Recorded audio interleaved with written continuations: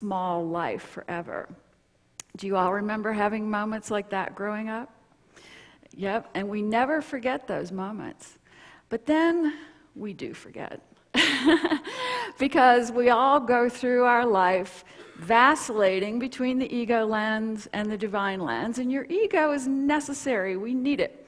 The ego says, well, I got to go do my laundry today. Oh, I better get some work done. Oh, I forgot where my keys are.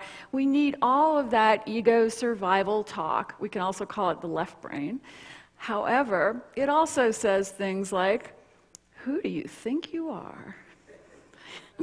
You really think you're good enough to do so-and-so? Wait a minute, remember that last time you screwed up? You're going to do that again.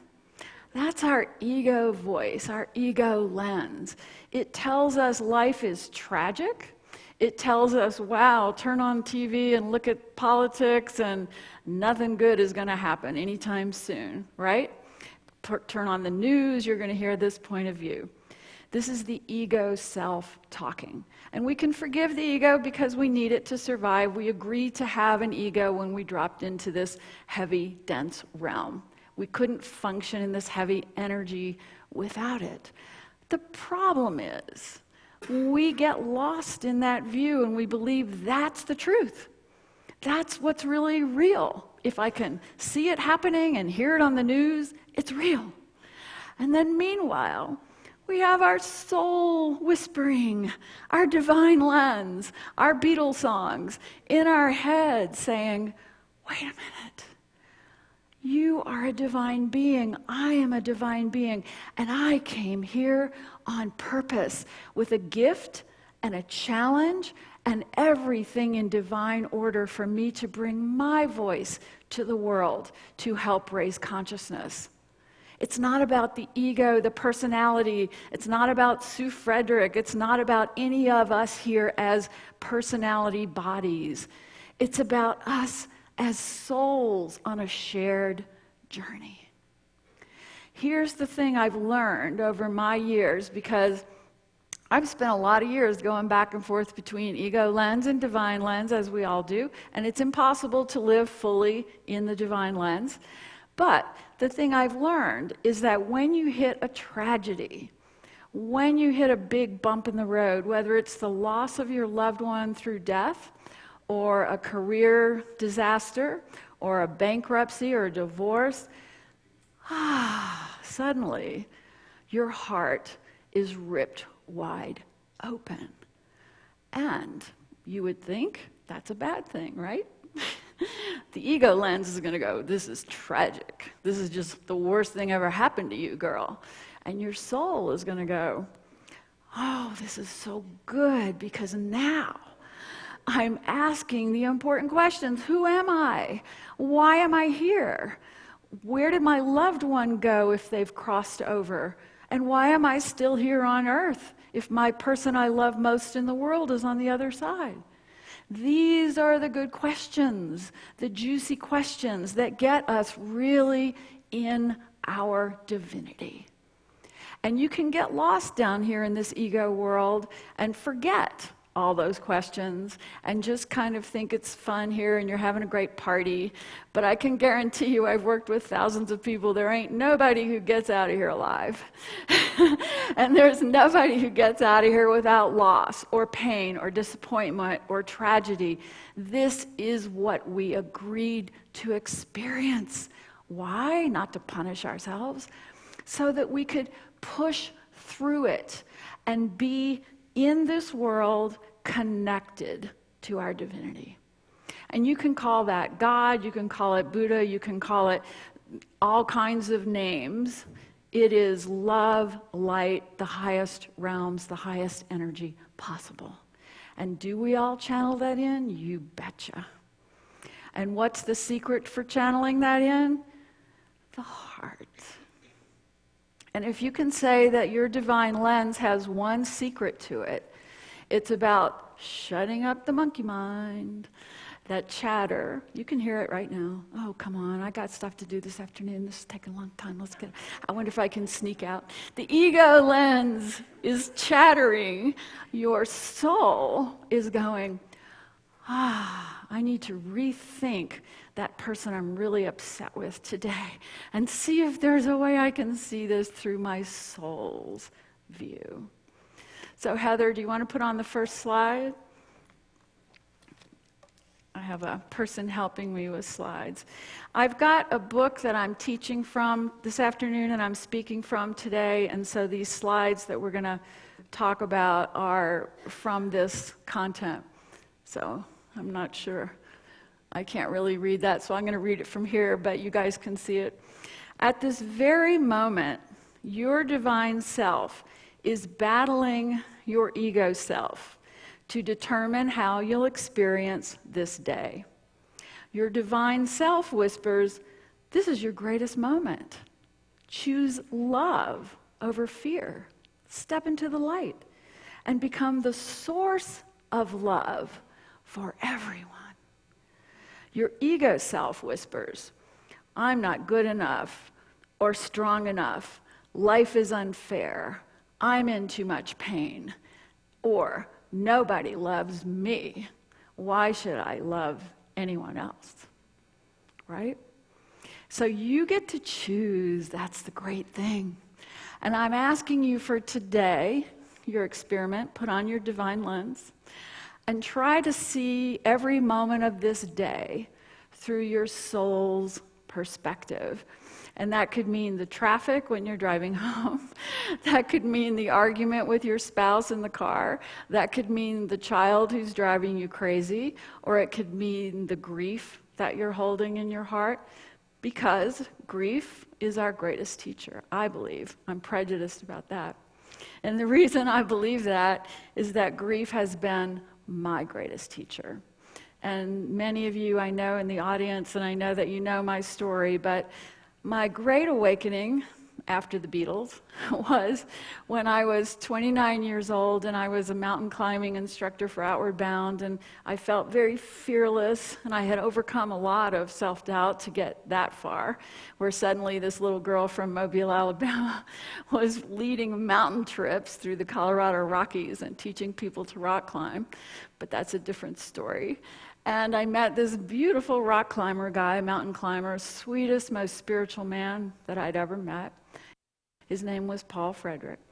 And we thought, or consciously we thought, I think our souls totally knew the story from the beginning, but our egos said, oh, this is perfect, love forever, have the white picket fence story now, the kids, the perfect little life, and I'm meeting him when I'm in my late 20s, it's perfect, I've had lots of time to play, we're both mountain climbers. Oh, that love story we tell ourselves, right?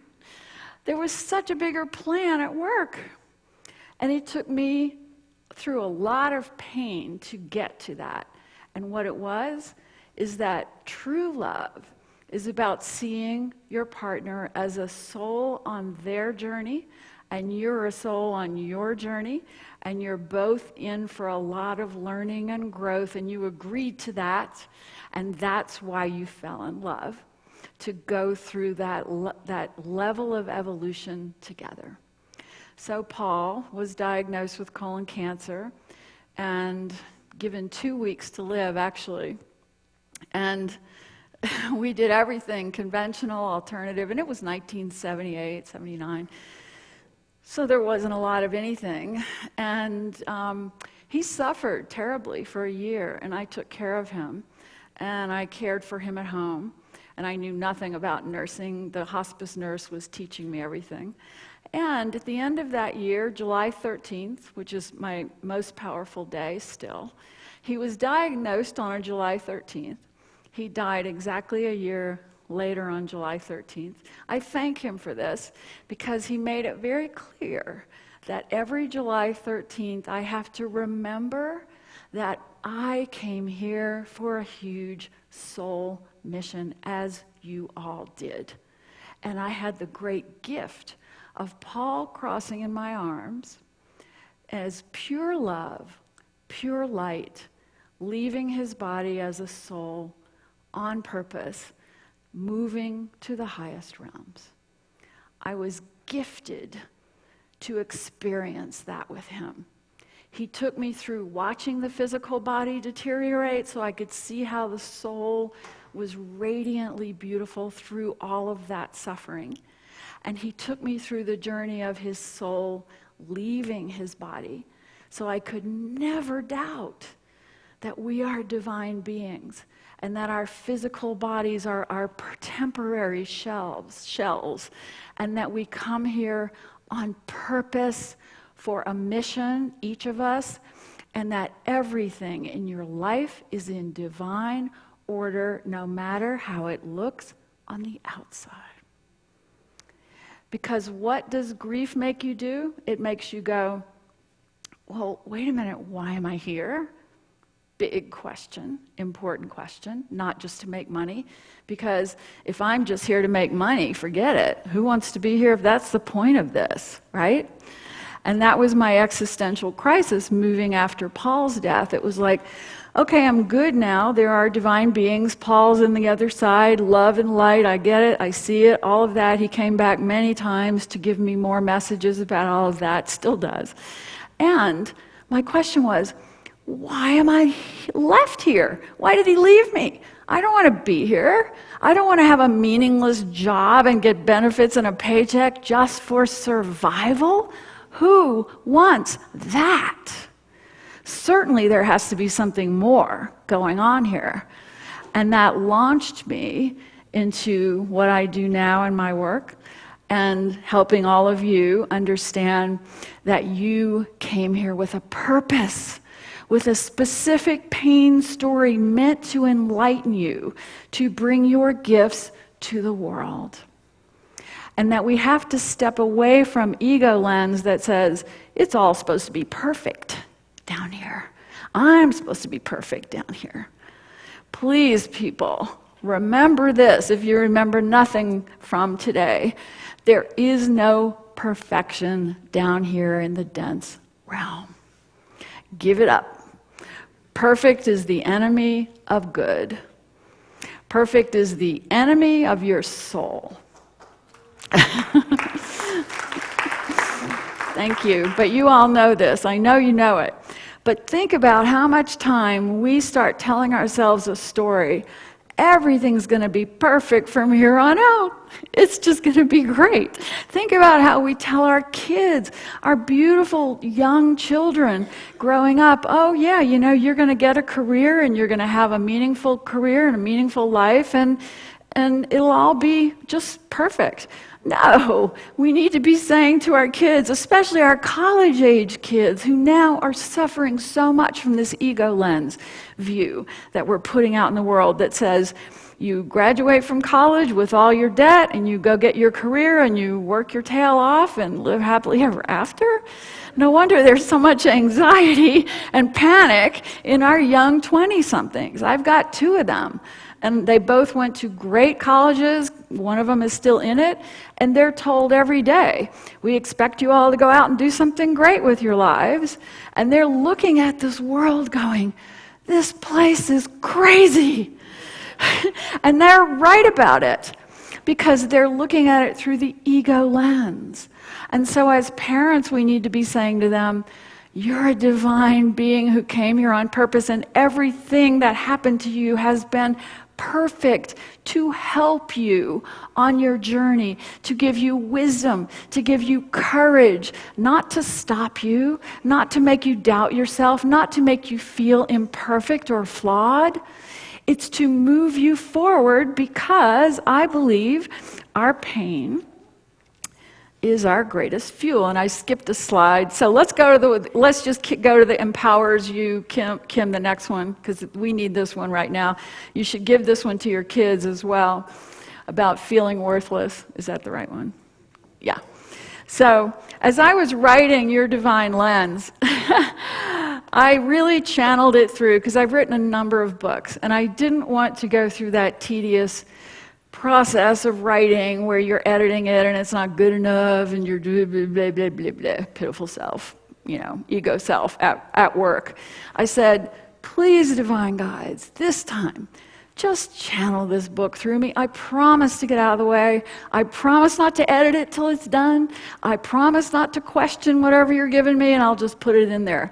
And I literally channeled this book through in about a month. Now, of course, I had to go back and edit.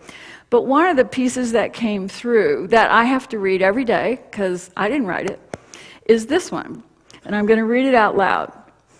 Feeling worthless and discouraged is an enormous waste of time for you and for anyone. There is no soul here who is worthless. There is no soul who has any reason to feel discouraged. All is evolving as it should. You are evolving as you should. So if we could all remember this and teach our children this world would shift consciousness immediately. We would be living in this world of love and light and true connection. And instead, we go into ego lens that says, well, they made a mistake. They have to pay for that mistake. And the world is crazy and it's his fault. No, it's her fault. That's our ego lens at work. But when we use our pain, you can go to the next one, Heather, using our pain as fuel. This is my favorite quote. Consider the possibility that all of your pain, every wound you've ever experienced, from loss to illness to disappointment, was exactly what you needed and chose in order to arrive at this point in your life, which is exactly where you're supposed to be. Imagine that your soul chose to experience loss to open your heart and strengthen your connection to the divine, to push you onto your true path and inspire you to accomplish your soul's great mission. Your greatest work offers to the world what you wish had been offered to you in your moment of greatest pain. Think about that. Your moment of greatest pain, was it self-doubt? Was it grief? Was it addiction? Was it career unhappiness? Whatever that moment of greatest pain and angst, you now have wisdom gathered in you from that pain journey. And it is your responsibility now to share that with the world through your work. Not to go over here and have this meaningless job on all the week and make some money and get some benefits and paychecks, and then to come over here to church on Sunday or to your ashram on Sunday or whatever and have your divinity here and remember who you are here and then try to go to work and survive. No, if we could all get this right now, this world would shift. Each one of you has a great work that's done on your terms, not through a corporate boss telling you what to do, not through parroting somebody else's content, not through following rules, but through speaking from your authentic soul and creating your work, your business, your music, whatever it's going to be, to make your living. And yes, that's such a terrifying thing to think about. Imagine launching your own business when finances are tight and you're facing this or that and blah, blah, blah, blah, blah. And who do you think you are, says the ego. But imagine if you understood that divine order says, hey, do you remember that addiction problem you had? Do you remember that career problem you had, that grief and heartbreak? That's your gift.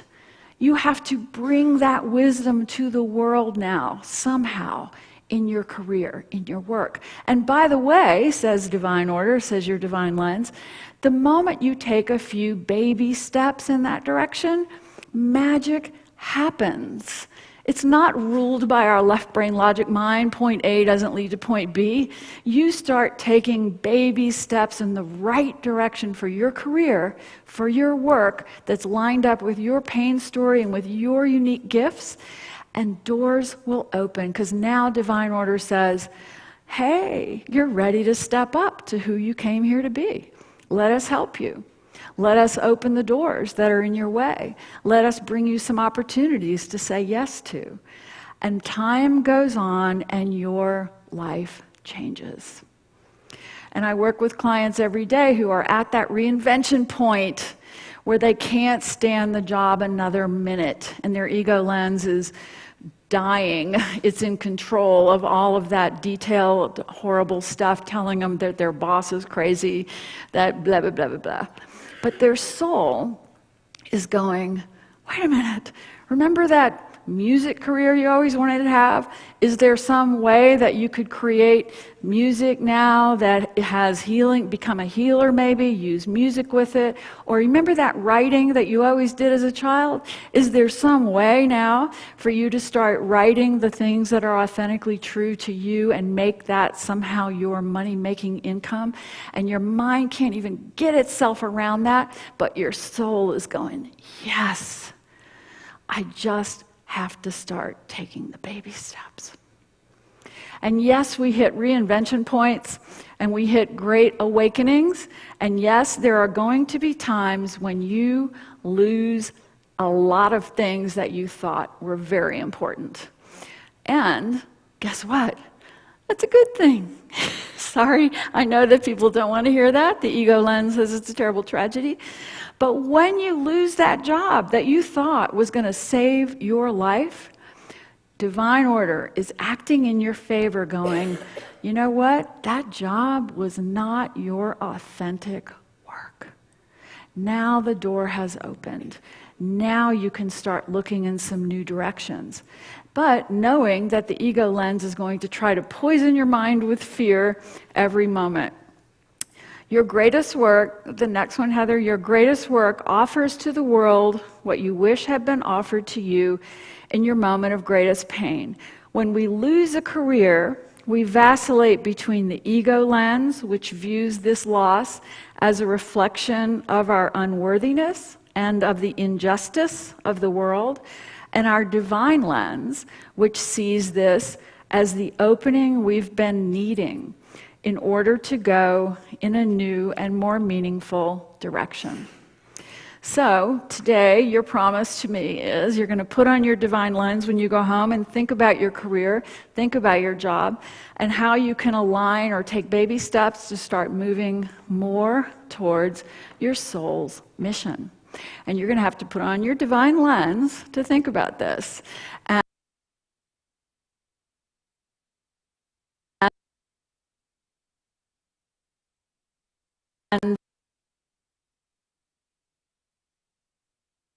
your divine lens comes from 3 steps that I'll talk about again at the end. Meditation to quiet the mind, which you're all familiar with.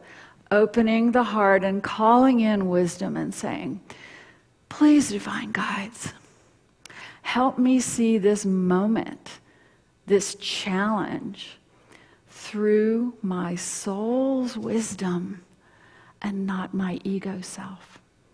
Just give me one little ray of light to help me do that. And we have to quiet the monkey mind enough to hear it.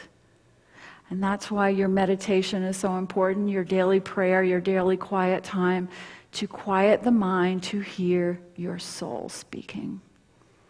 And this also heals or helps your relationships. I know that some of you have gone through divorce because I've heard some of the stories, and some of you are in the middle of divorce. And don't we know that the ego lens gets so fired up by divorce, right? And I think we can also kind of blame the lawyers these days because they're all into that ego lens of who's to blame. But there's even a way to view this through your divine lens.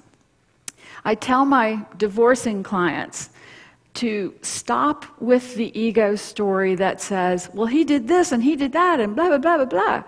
I've been divorced. Trust me, I've been there. Doesn't serve any of us. Instead, to say, and you don't have to say it out loud, you can say it in your heart and in your meditation, and you can say it now to whomever in your life you're still upset with. I see your great potential, and I'm deeply sorry I was unable to support you in fulfilling it. I will not hurt you or diminish your ability to move forward. I recognize that I have a soul connection with you, and that my actions towards you come back to me 1,000-fold. I won't dwell in anger, blame, fear, or depression, because that energy does not serve my highest good or yours. I release you fully to your soul's journey until we meet again and can make each other proud with how we've each evolved. We are now, and always will be, soulmates. And it's true. Anybody who has broken your heart wide open is a soulmate. We don't have just one. We have several soul agreements that say we are going to remember each other and be drawn to each other, and it's going to be a heartbreaking lesson for each of our highest good and our evolution. And if we can remember that and step into that divine lens view of it, suddenly divorce has a completely different energy. Now it has love and compassion and forgiveness.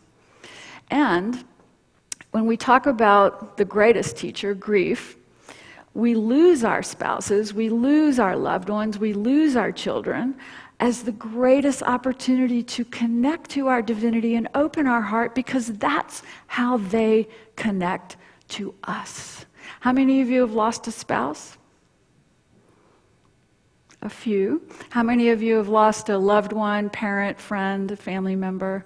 A lot. So what I want to say is you're all very divine, highly evolved souls because you've had grief as your greatest teacher. And when we're in the ego lens, the ego says, hey, nothing but pain and tragedy in this story. I can't connect to them. They've gone somewhere else. And I'm not able to access that. When you're in your divine lens, your soul, you're channeling in wisdom and intuition and the ability to connect to the other side. All of you can do this. And in my grief workshops, I teach everyone to connect to the other side and connect to their departed loved one, to ask them a question. And we can do that from our soul's place, where we can say, please, so-and-so, please, Dad, come through me right now and give me the answer to this. Why did you have to go when you did? And why? And then just start writing. And as long as your heart is open, and as long as the monkey mind is quiet, and you're seeing it through your divine lens, you are going to get wisdom from the other side. I have dear friends in here who just lost her mom, and I've worked with her before. She's a beautiful soul. And when her mom crossed, as with all of you, it happens, her mom has come back many times to give her some messages to show her she's all well. And we all get that. And what happens is the mind or the ego lens instantly goes, well, that's just a coincidence. That didn't really happen. Who cares? You found that special heart-shaped rock right in front of you. It's a coincidence. And the ego lens will do everything to talk you out of believing in your connection to the other side. So the good news is, I'm going to keep moving because I'm out of time. Let's go to the last one, Heather. Choose your divine lens, not the birth date one, the 3 different ways.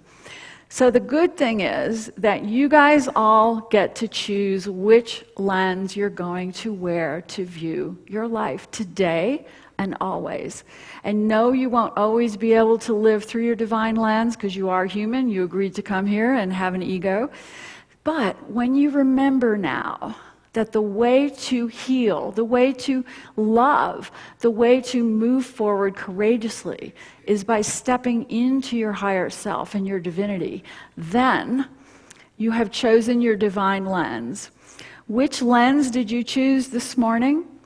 Pick your viewpoint carefully, because the one you choose today determines everything. It pushes you down a path that becomes your story. What will your story be at the end? Will it be a tale of meaningless work and choices made from fear?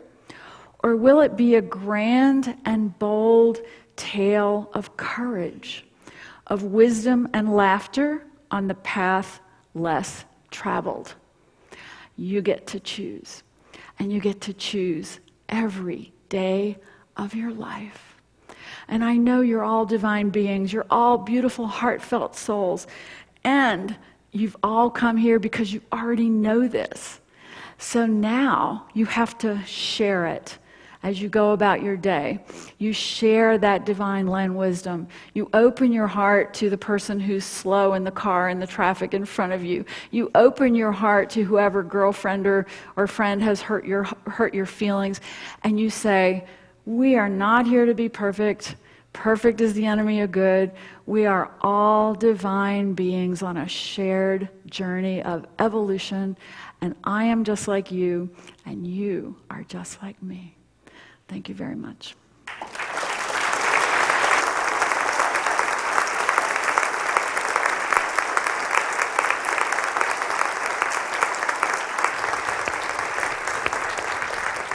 Thank you, Sue. That was amazing.